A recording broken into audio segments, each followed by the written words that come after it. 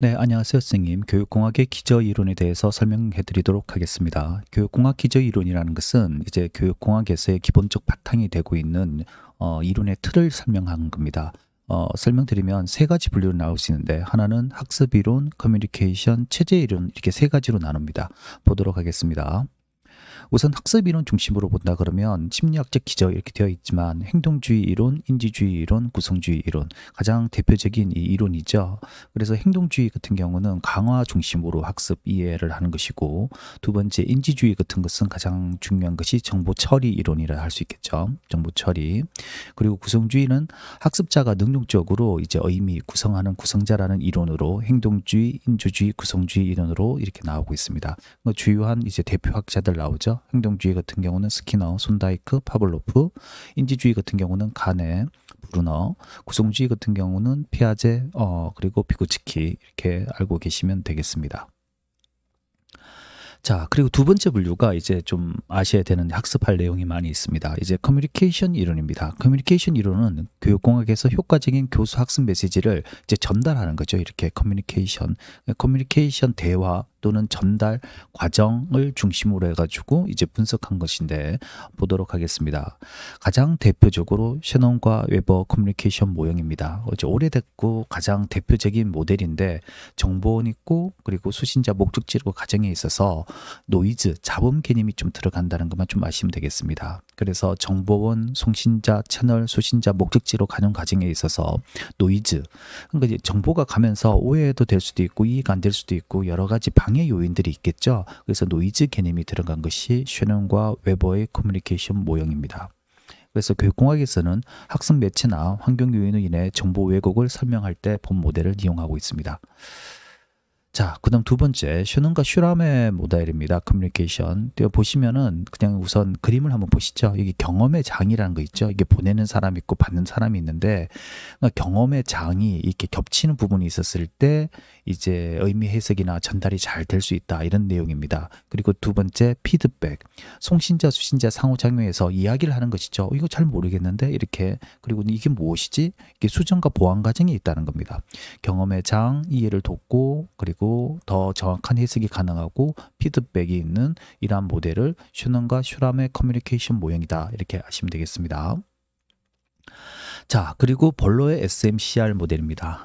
이게 엄청나게 대단한 것 같이 보이지만 두 가지만 아시면 되겠습니다. 첫 번째, 송신자하고 수신자인데 송신자, 수신자에서 보시면은 통신기술, 태도, 지적 수준, 사회체제, 문화 양식 여기도 동일하게 있죠. 그러니까 경험의 장처럼 이 커뮤니케이션의 이러한 배경, 송신자와 수신자의 배경에 따라서 커뮤니케이션의 차이가 일어날 수가 있다.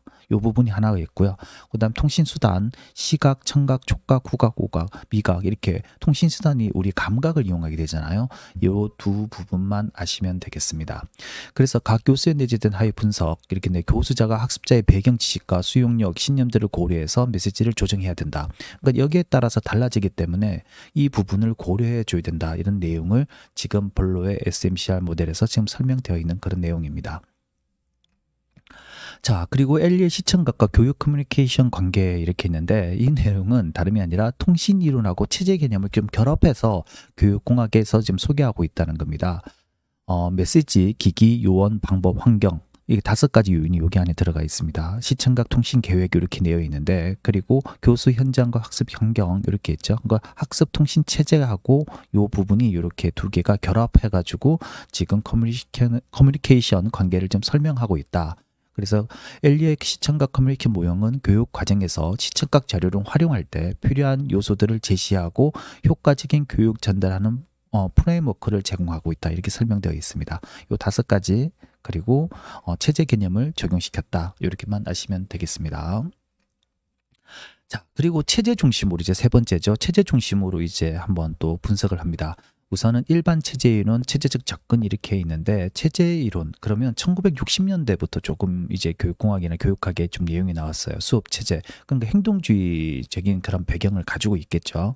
그래서 일반 체제 이론 그러면 에디, 딕과 캐리 모형 이런 부분도 있는데 우선은 체제 이론에서는 크게 두 가지 나뉩니다. 하나는 경성 체제 이론과 연성 체제 이론으로 좀 나올 수 있습니다. 그래서 좀 경성 체제는 좀 딱딱하죠. 기계적이고 논리적으로 순차적이고 이런 부분.